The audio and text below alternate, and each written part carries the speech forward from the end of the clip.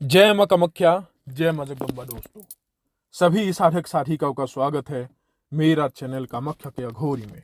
दोस्तों, आज मैं आप लोगों के लिए एक बहुत ही बढ़िया एक शक्ति का साधना लेकर आज उपस्थित हूं। और ये जो शक्ति का साधना है, मेरा एक शिष्य के कहने के नाते आज बताने जा रहा हूं। हालांकि मैंने भी सोचा कि इस शक्ति के ऊपर, इसके विषय में मैंने आप लोगों के साथ कभी भी चर्चा नहीं की है और ना ही इसके ऊपर कभी साधना मैंने आप लोगों को बताया है। तो आज जो भी शक्ति के साधना मैं बताने जा रहा हूं, तो इस शक्ति का नाम है प्रेतराज, जो प्रेतों का मुख्य राजा होते हैं, प्रेतात्माओं की। ठीक है। और पहला तो एक बात बता देता हूं कि देखो, प्रेतराज दो प्रकार के हैं, दो है। एक तो है जो महावीर है, जिसको हनुमान जी बोला गया है, वो है प्रेतराज सरकार। उनके ऊपर कोई नहीं है इन चीजों के बाप, वही है। भूत प्रेत पिशाच डायनी हाकिनी शाकिनी सभी का बाप वही है। ठीक है, वो है प्रेतराज सरकार, जो हनुमान जी बालाजी है। ठीक है, उनके सेवा से भी आप प्रेतों के द्वारा जो ग्रसित लोग हैं उनको ठीक किया जा सकता है। उनके आशीर्वाद से तो हर कार्य संभव है। तो उनका साधना नहीं, प्रमुखतम आज जो मैं आप लोगों को साधना बताऊंगा, ये प्रेतों के राजा है। ठीक है। देखो, एक बात वर्णित है यहाँ पे, ऐसा नहीं है कि प्रेतों का, जैसे मान लो, उनका भी देखो जगह है, दुनिया होते हैं।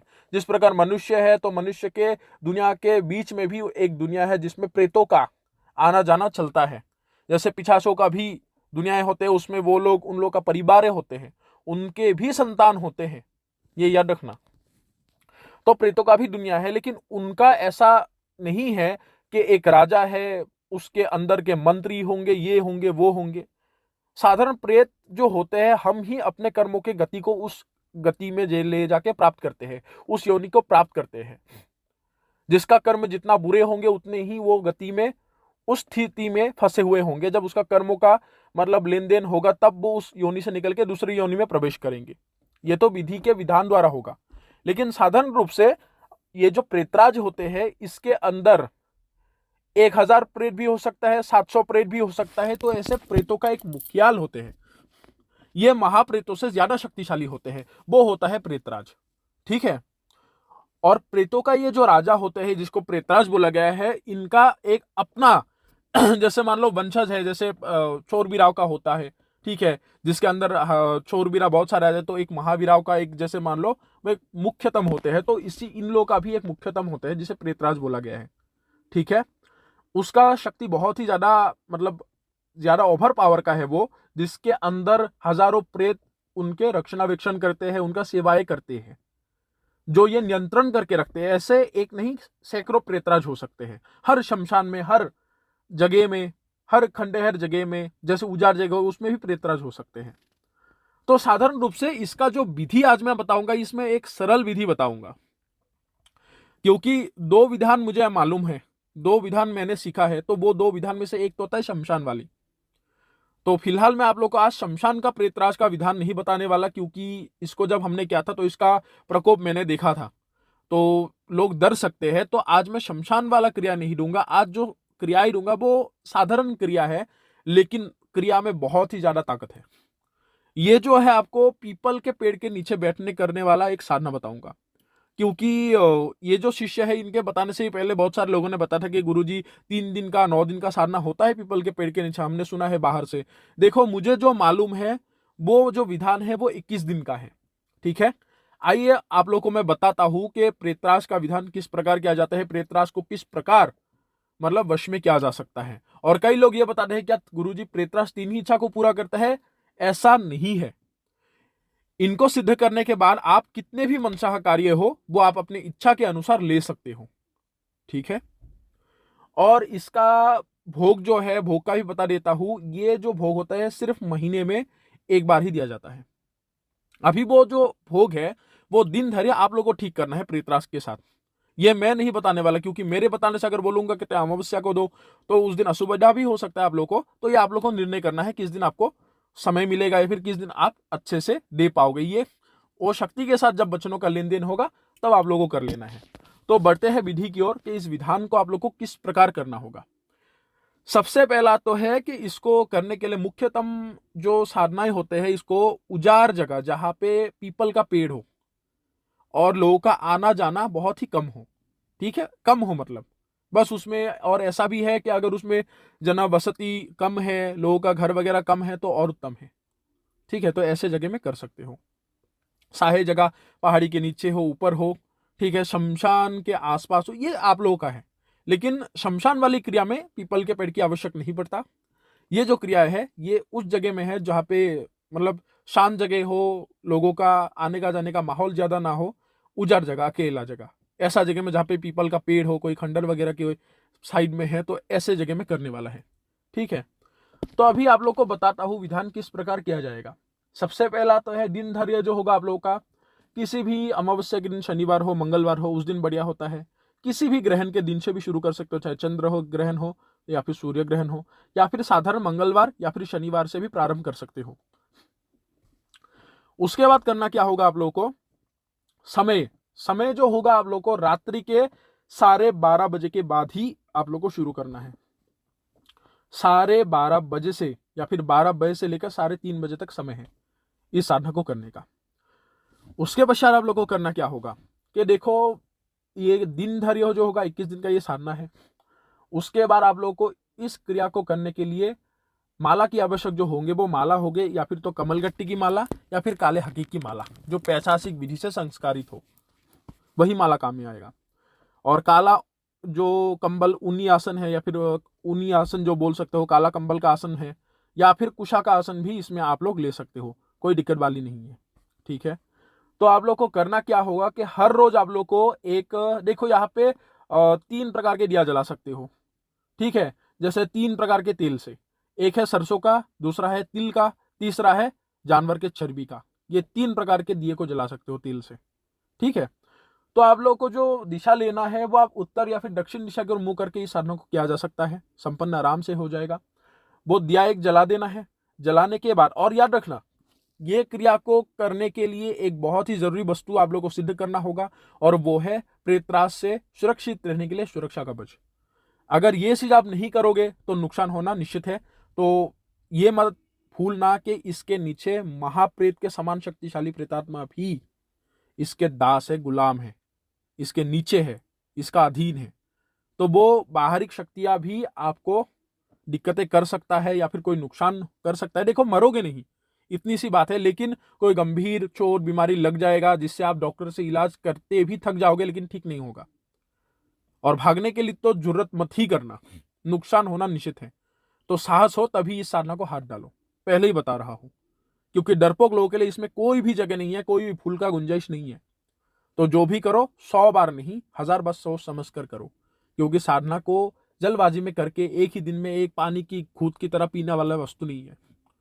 तो जैसे आप लोग करोगे तो ये दिया जला सकते हो। उसके बाद आप लोगों को हर रोज क्या करना है, एक मिट्टी का कलश ले जाना होगा। मटकी, मटकी ज्यादा बड़ा ना हो, मीडियम हो या फिर छोटा हो तो भी चलेगा। तो उस मटकी में हर सुबह उठकर हर रोज सुबह उठकर टॉयलेट करना होगा। ठीक है, टॉयलेट करके बचा हुआ जल आप लोग को उस मटकी में रखना होगा, और टॉयलेट करके उसी हाथों से उसी अवस्था में, ठीक है, तो 6 कल हो, ठीक है, कल 6 कुआ हो, कल जो होता है आपको हैंडपंप जो होता है 6 हैंडपंप का पानी, या फिर 6 आप लोग को पोखर का पानी, या फिर 6 नदियों का पानी, नहर का पानी, जैसे भी हो आप लोग को लाना होगा, और उस मटकी में थोड़ा थोड़ा करके डालना होगा, जिसमें मटकी फुल हो जाए। थोड़ा सा कम हो कोई दिक्कत नहीं है। ठीक है, इतने मुंह तक निकाला गया ना हो, मगर एक मटकी कर लेना है। उसके बाद आपका सॉस का पानी मिलकर 7 प्रकार के पानी बनेंगे। तो वो पानी आप लोग को रख देना है, और वो मटकी जो रखोगे आपका, आपके अलावा किसी दूसरे व्यक्ति का दृष्टि उसमें ना पड़े, तो ये संभाल के रखना होगा। ठीक है, और ऐसे मटकी आप लोग को हर रोज 21 दिनों तक 21 लगेंगे, ये याद रखना। हर मटकी को आप लोग को उसी स्थान में छोड़ के आना होगा। ठीक है क्योंकि वो प्रेतराज को अर्पण किया जाएगा वो पानी। तो जैसे ये करोगे, और साथ में क्या ले जाना होगा, 3 भुनी हुई मछली। ठीक है, ये देखो, मछली को तेल में भी भून कर ले जा सकते हो, आग में भी सीधा थोड़ा सा जैसे हल्दी वगैरह लगा के, नमक वगैरह लगा के आराम से आग में भी सेक कर ले जा सकते हो, लेकिन अच्छे से आग से पक जाए, इस प्रकार। उसके बाद आप लोग को तिल के लड्डू 3 ले जाने होंगे, तिल के लड्डू, और उसके बाद मुर्गे का थोड़ा सा मांस और दारू। वस्तु एक बार मैं फिर से कह रहा हूं, वो ध्यान से पूर्वक सुनो। एक दिया जलाना होगा, वो दिया तिल का हो, तिल के तेल का हो, सरसों का हो या फिर जानवर के चर्बी का हो। दूसरा है तिल का 3 लड्डू। उसके बाद आप लोगों को जो मुर्गा है, मुर्गे का थोड़ा सा मांस, एक प्याले में थोड़ा सा शराब, 3 भुनी हुई मछली। ठीक है, और जल को तो आपको पता ही है, जो सॉस करके रह जाएगा वो जल थोड़ा सा, और उसमें 6 कल हो, 6 कुआं हो, 6 पोखर हो या फिर 6 नहर हो पानी। कुल मिला के जब ये मटके में डालोगे तो 7 प्रकार का हो जाएगा। ठीक है, तो वो आप लोग को हर रोज उस स्थान में रखना होगा। रखने के बाद आप लोग को करना क्या होगा, ये रात्रि के टाइम में। ठीक है, तो जैसे मान लो कल वो दिवस है, तो आप एक काम करो, एडवांस आप लोग को आज आप पानी को रख सकते हो। अन्यथा जैसे मान लो आपको कल करना है, तो आज रात की बीते ही सुबह उठकर ही जाना होगा टॉयलेट करके जाके वो पानी को पहले से ही रख देना, और बाकी का सामग्री तो आराम से मिल ही जाएगा। तो करना क्या होगा, जैसे वस्तु का एकत्रित हो गया, आप लोग ले जाओ उस जगह तक जहां पे आप ये साधना को संपन्न करोगे। तो उसके बाद आप लोग को उस स्थान को जागृत कर लेना होगा। ठीक है, क्योंकि मैंने पहले भी बताया था, देखो शमशान में बैठे हो तो शमशान को जागृत किया जाता है। अगर दूसरे जगह में बोलते हो, दूसरे जगह में जागृत करते हो, तो उसको प्रवास बोला गया है। तो प्रवास नाम का शब्द बोल के उस स्थान को जागृत कर लेना होगा। जब स्थान को जागृत करोगे तो जैसे शमशान में कोई भी एक सिद्धि को करने से पहले वो उस जगह में प्रभावित होकर आते हैं, तो इसमें भी शक्तियों को वश में करके लाने से फिर आकर्षण करने के एक तरीके हैं, जिसको स्थान को अगर आप जागृत कर लोगे तो वो शक्तियां जल्दी से आपके सामने प्रकट हो जाएंगी और दर्शन आप लोगों को जल्दी से मिलेगा, और साधना में जो प्रभाव है वो ज्यादा बढ़ जाएगा। तो उसके लिए उस स्थान को जागृत करना बहुत ही जरूरी है। तो ये कर लेना है। कर लेने के बाद आप लोगों को चारों दिशा में फूंक मार देना है जागृत करके, और जैसे ही जागृत करने वाला मंत्र पढ़ोगे 3 थप्पड़ जमीन में मार देना पड़ता है। तो वो 3 थप्पड़ में ही वो स्थान जागृत होकर उठ जाएगा, लेकिन मंत्र को पहले सिद्ध कर लेना है जप करके। ठीक है, सुरक्षा कवच और स्थान को जागृत करने का जो मंत्र है वो कितने हिसाब से सिद्ध करने से, कैसे सिद्ध करने से जागृत होगा, आप लोग को सिद्ध होगा, सिद्धि मिलेगा, वो मैं आप लोग को बता दूंगा। क्योंकि अगर ये चीज बताने जाऊं 2 विधान तो वीडियो थोड़ा सा लंबा हो जाएगा, आप लोगों को समय नहीं मिलेगा। कोई लोग क्या होता है, लंबा वीडियो देखकर काट देते हैं, क्योंकि उन लोगों का ज्ञान उतना ही है, क्योंकि धैर्य उनके अंदर नहीं है, जिसके कारण सालों साल साधना करते हैं लेकिन किसी प्रकार का अनुभव नहीं होते। तो ये बात ध्यान से पूर्वक सुनो। तो जैसे ही ये चीज कर लोगे तो मैं आप लोग को विधान बता दूंगा कैसे उस स्थान को जागृत किया जाएगा, कैसे कवच सिद्ध करना है प्रेता से सुरक्षा रहने के लिए, तो वो कर लेना होगा। ठीक है, वो मैं जो भी सारे की साधना को करेगा वो मैं बता दूंगा। तो जैसे ही स्थान को रख दिए उसके बाद सुरक्षा घेरा या फिर सुरक्षा चक्र जो है आप लोग को लगा देना है, जिसमें आप लोगों को सुरक्षा मिले। तत्पश्चात आप लोगों को प्रेतराज को आवाहन किया जाता है। आवाहन के पश्चात आप लोगों को प्रेतराज के मंत्र को प्रतिदिन आप लोगों को 11 माला जप करना पड़ता है। रोज 11 माला जप करने के दौरान ही आप लोगों को अनुभव होगा। और साधना जो है वो 21 दिवसीय है। कम से कम आप लोगों को 5-6वें दिन के बाद ही, 5वें 6वें 7वें दिन के बाद ही अनुभव होगा, और ज्यादा से ज्यादा दिन गया तो 8वें दिन से मिलना ही मिलना है किसी भी हालत में। ठीक है, तो जैसे ही ये चीज करोगे तो आप लोगों को ये चीजें रख के बस चले आना होगा।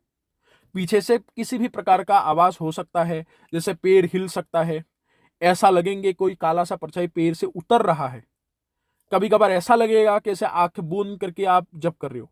ठीक है, क्योंकि दिया इतना साइज का लगाओ जिसमें आंख का रोशनी भी ज्यादा ना हो। ठीक है, और दिया रहेंगे तो आप लोगों को थोड़ा साहस भी मिलेगा, रोशनी होता रहेगा। और हर लोग मेरे को ये सवाल पूछते हैं कि गुरुजी जप करने के टाइम में क्या आंखों को बंद कर रखना चाहिए।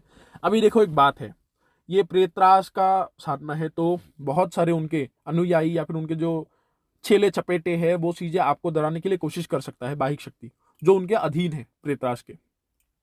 तो वो आपके शीश को खंडन नहीं कर सकता, लेकिन वो किसी भी उनके नौकर चाकर से तो खंडित कर ही सकता है। तो वो आदेश मिलने के बाद वो दूसरे चीजें भी आकर आपको उतारने के लिए कोशिश करेंगे।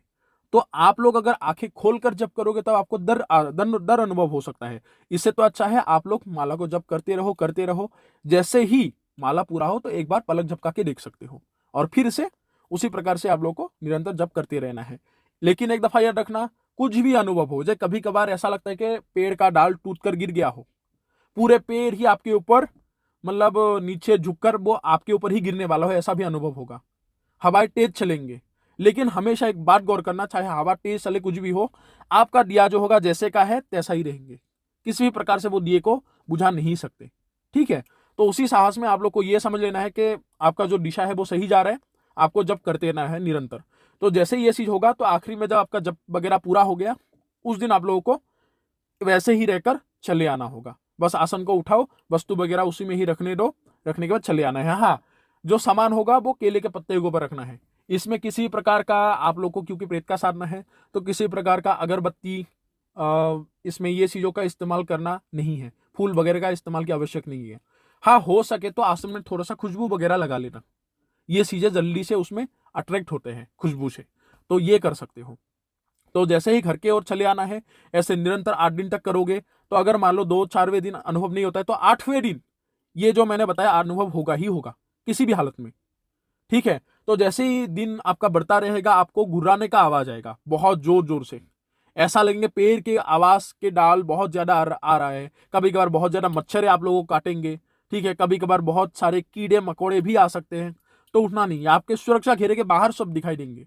कभी कभार सांप भी आना जाना हो जाते हैं, सांप भी आपके सामने से जा सकता है, तो घबराना नहीं है। ठीक है, और कभी कभार काला सा जंतु का मतलब आवाज आकर उसका मतलब जैसे एक शक्ल है वो भी इख्तियार करके वो आता है आपके सामने, लेकिन सब सुरक्षा घेरे के बाहर होंगे। तो शरीर सुरक्षा भी लगाना है और सुरक्षा घेरा भी लगाना है। चाहे लोहे के चाकू से लगाओ, चाहे जल से लगाओ, बस घेरे के बाहर मत निकलना जब तक मंत्र जब पूरा ना हो जाए। ज्यादा डर लगे तो बस दिमाग को एक शांत करके मंत्रो जाप में ध्यान करो क्योंकि इस खेल में अगर डर गए तो नुकसान होना निश्चित है। तो जैसे ही ये चीज करते रहोगे तो आप लोग का 21वें दिन आप लोगों को करना क्या होगा, 21वें दिन आप लोगों को हर वस्तुएं दे देना है, हर वस्तुएं दे देना है सिवाय उस मटकी के जल के और वो 3 मछली के अलावा। ठीक है, 3 भुनी हुई मछली जाना है आप लोगों को, मैंने बताया था। वो 3 भुनी हुई मछली और जो ये आप लोग का शौच करके जो पानी रह गया था और जो उसमें 6 प्रकार के पानी डालोगे वो पानी, ये दोनों वस्तुओं के अलावा आप लोग को हर प्रकार के वस्तु उसमें दे देना है। दिया जला दो, लड्डू दे दो, उसके बाद मांस दे दो, उसके बाद उसमें क्या बोलते हैं शराब दे दो ये प्रकार के वस्तुएं दे दो। लेकिन आप लोगों को बस वो जल और 3 भुनी हुई मछली, ये 3 वस्तुएं आप लोग को देना नहीं है। तो बिना देखे आप लोग को मंत्रो जप करते रहना है।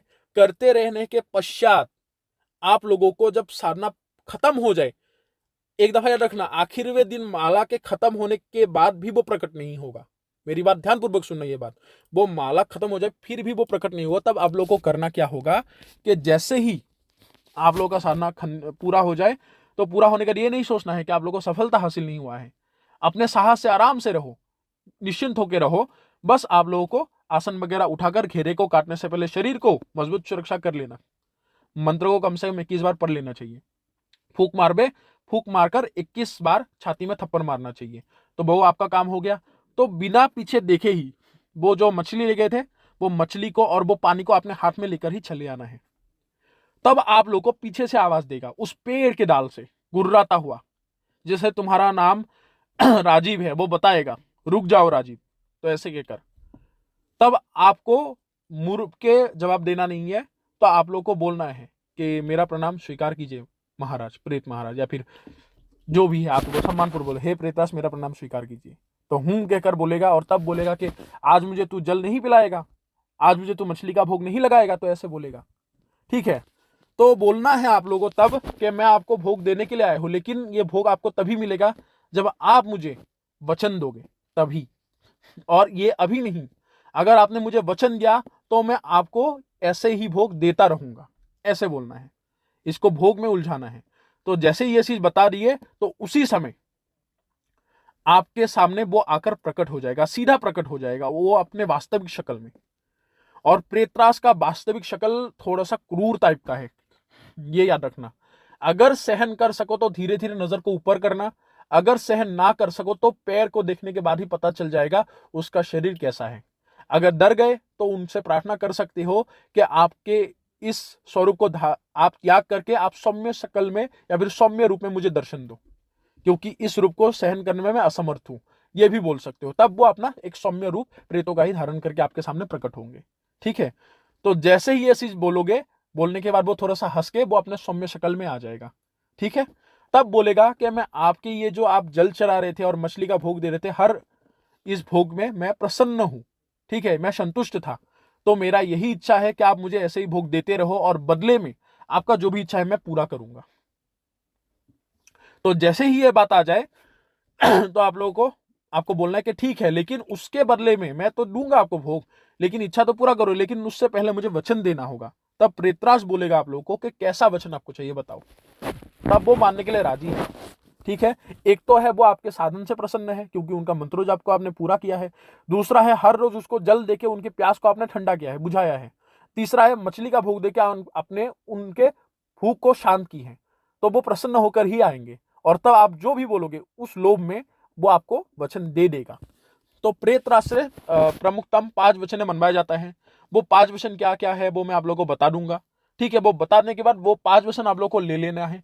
लेने के पश्चात आप लोगों को प्रेतराज को वो जो जल है और जो मछली है वो अर्पण कर देना उसी स्थान में जिस स्थान में आप लोग बैठे हो।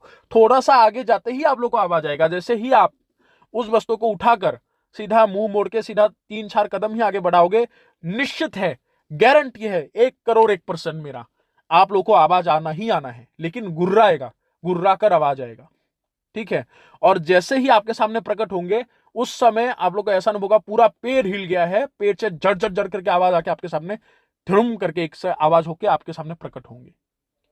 और प्रेतराज का असली जो स्वरूप है वो थोड़ा सा भद्दा सा बहुत ही भयानक है, ये याद रखना। और जैसे ही वो आपके सामने प्रकट होंगे, सरना और जैसे ये मछली को जैसे दुर्गंध होते हैं ना, सो एक आते हैं जलाने के बाद, और ताजा मछली नहीं, जो जैसे मान लो थोड़ा सा सड़ा हुआ मछली है, 3-4 दिन मर के जैसा सड़ने का बदबू आता है, उसको अगर आग में लगा दोगे जैसा भद्दा सा एक बदबू निकलेगा वैसा बदबू आएगा आप लोगों को, तो समझ जाना है। और उसका जो हाइट होते हैं कम से कम आपका 11-12 फीट 13 फीट इतनी ऊंचाई होते हैं, ऐसा उसका हाइट होते हैं। तो जैसे उनको प्रार्थना करोगे सौम्य रूप में आने के लिए, तो एक मनुष्य से थोड़ा सा ऊपर का उसका मतलब स्वरूप होगा, हाइट होगा। और उसको ऐसा नहीं है कि पूरा साफ साफ वो नजर आएगा, ठीक है, थोड़ा सा धुआं धुआं टाइप का वो नजर आएगा दिखने में, ठीक है। और शरीर पूरे हट्टा कट्टा नहीं है, थोड़ा सा कंकाल टाइप का होगा, जैसे सूखा गया है, सूखा गया है, ठीक है। और लेंगे शरीर में बहुत सारे बाल है, लेकिन असल में वो इतने स्पष्ट रूप में आप लोगों को नजर नहीं आएगा, निर्वस्त्र होगा पूरा, ठीक है। और बहुत ही दुर्गंध आता है, ऐसा है स्वरूप। तो अगर सहन ना कर पाओ वो प्रार्थना कर देना, अगर साहसी हो बढ़िया ही है, तब उसी स्वरूप में आप लोग देख सकते हो। तो जैसे ही आप लोग अर्पण कर दोगे उसके पश्चात आप लोगों को वो भोग ग्रहण करेगा। भोग ग्रहण के पश्चात आपको पूछना होगा कि हे महाराज, मैं आपको कब किस प्रकार बुला सकता हूं, जब मुझे सबसे ज्यादा आपकी आवश्यक होंगे, जब मुझे किसी भी कारण के लिए आपको बुलाना होगा, आवाहन करना होगा, तो मैं कैसे आपको बुलाऊं, वो उपाय बताइए। तब वो प्रेतराज आप लोगों को किस प्रकार उसको द्वितीय बार उनको बुलाना है, किस प्रकार बुलाने से वो आएगा, वो तरीका बता देगा कि इस तरीके से आप मुझे बुलाओगे, मैं उसी समय आपके पास पलक झपकते ही आ जाऊंगा। तो वो तरीका आप लोगों को उनसे पता कर लेना है, ठीक है। और उनको ये बोलना है कि मुझे जो महीने में आपको भोग देना होगा, तो वो भोग आपको किस समय देना है ये आपको पूछ लेना है, और जो वो दिन धार्य बताए उसी दिन ही देना होगा, ये याद रखना। लेकिन एक दफा याद रखना, आप लोग को मैं एक बात बता देता हूं, कई लोग ये कहा करते हैं कि बेताल की तरह समझ लेता है कि इस हफ्ते नाडू तो चलेगा, उसमें नहीं है। प्रेतों का पिशाचों का एक लाइन है, अगर जिस टाइम में तुम लोग उसके साथ डील करोगे कि इस टाइप में भोग दूंगा, उसी दिन किसी भी हालत में देना ही है, ठीक है। हाँ, एक पैतरा में आप लोग को सिखा सकता हूं कि उनके बात करते समय भोगों को ये आप लोग बदलाव कर सकते हो कि स्थान में कोई भी भिन्न भेद होना नहीं चाहिए, जिस स्थान में भी मैं आपका आवाहन करके भोग दूं उसी में ही आपको आकर भोग ग्रहण करना होगा। इससे क्या होगा कि आपको सुविधा प्राप्त हो जाएंगी, ठीक है। कि आपको जैसे मान लो जिस स्थान में आप सिद्ध किए हो उसी में ही जाकर भोग देना पड़े तो आपको दिक्कत हो सकता है। तो अपने तरफ से इस जगह का चयन कर लेना है कि जिस स्थान में भी आपको भोग के लिए मैं आह्वान करके दूं, आपको उसी में ही उस स्थान में ही आकर आपको भोग लेना होगा। काम के लिए आप अपने घर से जुड़ा हुआ फिर आपके साधन कमरे में उसको बुला सकते हो, लेकिन भोग को आपको घर में देना नहीं है। किसी के भी बाहर के भी किसी में हो तो घर के अंदर देना निषेध है, घर के बाहर ही किसी भी पेड़ के नीचे आप लोग दे सकते हो, ये याद रखना। मंदिर के पास नहीं दे सकते, वो मंदिर के पास जाके भोग ग्रहण नहीं करेगा, ठीक है। और प्रेतात्माएं कभी भी मंदिर प्रवेश नहीं कर सकते क्योंकि मंदिर के जो ऊर्जा है वो उसको धकेल के बाहर कर देता है, तो मंदिर के आसपास में नहीं दे सकते, घर के आसपास दे सकते हो, लेकिन थोड़ा सा कम से कम 10-11 पग दूरी में हो, पेड़ हो तो उसी पेड़ के नीचे ही देना होगा। ठीक है, तो ये बात याद रखो। उसके साथ ये तय कर लेना है आपका मन भिन्न मत जो भी है, तो उसके अनुसार वो बुलाने का तरीका बता देगा। उसके पश्चात आप लोग को यह समझ लेना है कि प्रेतराज का सिद्धि जो है आपको संपूर्ण तरह से मिल चुका है। उसके बाद आप लोग जिस भी तरीके से हो प्रेतराज से जो भी इच्छा है, अपना मनोरथ है, उसको पूरा करने के लिए सफल हो जाते हो। ठीक है, बस महीने में जिस दिन आप उनके साथ तय करोगे उसी दिन आप लोग को भोग देना होगा, नहीं तो सिद्धि जा भी सकता है। ये भी एक बात है, ये मेरा ही नहीं, जो भी साधक जानते हैं कि प्रेतराज की सिद्धि किस प्रकार होता है, वो सही साधक अगर मिलेगा तो यही बताएगा कि हाँ ये गुरु ने ठीक बोला है, ऐसा ही है, उसको देना पड़ता है। इसलिए कभी कभार देखे होंगे कई अघोरी लोग खुद भोजन नहीं करते, खप्पड़ में प्रेतों को भोग दे देते हैं, कभी कभार ऐसे भोग दे देते हैं अमावस्या के दिन, क्योंकि वो लोग क्या करते हैं, एक सिद्धि तो उन लोगों के पास होते नहीं है, कई सिद्धियां उनके पास होते हैं जो एक ही दिन में करके रखते हैं। जैसे मान लो अमावस्या के दिन तय कर रखते हैं, बाकी दूसरे सिद्धियों को भी उसी दिन ही भोग देंगे, उस सिद्धि को भी उसी दिन ही भोग देंगे। तो ये भी एक बात है। ठीक है, तो ये आप लोग कर सकते हो। तो प्रेतराज के द्वारा आप लोग क्या क्या कार्यों को संभव बना सकते हो। देखो, सबसे पहला है कि प्रेतराज सिद्धि होने के बाद बहुत बड़े बड़े काम लिया जा सकता है, बहुत बड़े बड़े काम। किसी भी इंसान के बारे में पता कर पाना बहुत ही एक छोटा काम है। ठीक है, उसके जरिए षटकर्म के कामों को बेहद आसानी से किया जा सकता है, क्योंकि ये प्रेतराज है। अच्छे बुरे कोई भी कार्य इससे लिया जा सकता है। धन संपत्ति गढ़ना है, ऊपर तक पहुंचना है, तो बेहद आसानी से धन संपत्ति आपको लाकर देने में ये सक्षम होते हैं। ठीक है, चाहे आप उधारी में फंसे हो, आपको धन की आवश्यक है, प्रेतराज को बोलते ही वो इसको पूरा कर देता है प्रेतराज। ठीक है, गढ़ा हुआ धन तक आपको निकाल के देने में सक्षम होते हैं, लेकिन वो स्थिति के अनुसार होंगे। अभी देखो, कभी कभार गढ़ा हुआ का धन का रक्षक भी होते हैं, तो उसके अनुसार उससे लड़ पाएगा या नहीं वो भी देखेंगे। ठीक है, तो उसको भी निकाल के अक्सर दे देते हैं। ये है। दूसरा है, कोई भी भारी से भारी वस्तु को इधर से उधर लेके आ सकता है, लेके जा सकता है। अक्सर प्रेतराज के द्वारा क्या होते हैं, चीजों को, सामान को चोरी करना। कोई भी महंगे फाइल है, अगर किसी के पास प्रेतराज है तो एक ऑफिसर ही है, एक कोई ऑफिस में काम करने वाला व्यक्ति है जो बहुत ही इंपॉर्टेंट एक फाइल है वो चोरी करना चाह रहे हैं, तो प्रेतराज को भेज के उसको उठाकर लाया जा सकता है। अभी प्रेतराज को आदेश देने के बाद वो प्रेतराज खुद करे या फिर वो अपने सेवकों से करे, या उनके मर्जी है। ठीक है, क्योंकि राजा तो कभी कभार जाते भी नहीं है, अपने प्रजाओं को ही भेज देंगे। जो उनके नीचे है, जो उनके अधीन प्रेत है, तो उनके जरिए भी ये काम करवा सकते हैं। कई लोग पॉलिटिशियन लाइन में हैं टिकट की वजह से। ठीक है, तो किसी भी पॉलिटिशियन लाइन के व्यक्ति को उसके चुनाव में जिता सकता है, क्योंकि तब क्या करते हैं, माइंड डाइवर्ट नाम का एक चीज है ना, दिमाग को पलट देना। तो प्रेतराज अपने प्रेतों के सेवकों के द्वारा, सेनाओं के द्वारा माइंड को डाइवर्ट कर देता है। ये भी एक बात है। तो ऐसे बहुत सारे काम हैं। अभी देखो, ये एक पॉलिटिशियन लाइन में तांत्रिकों का बहुत ही महत्वपूर्ण हाथ होते हैं, जो लोग खुल के बताते नहीं हैं। इसलिए ऐसे लोग जो साधक होते हैं अक्सर उन लोगों के हाथ में ही मिलते हैं, और ऐसे ऐसे बड़े बड़े सिद्धि के जरिए यही बड़े बड़े काम लोग लेते हैं। ठीक है, बाकी बहुत छोटे मोटे हो जाते हैं, किसी को नुकसान करना, ये करना, वो करना, ये बड़ी बात नहीं है। और उसके बाद होते हैं आपका सुरक्षा करना, आपके साथ आपके परिवार का पूरी तरह से रक्षा करेंगे, सुरक्षा करेंगे, तंत्रों से आपको बचाव करेगा।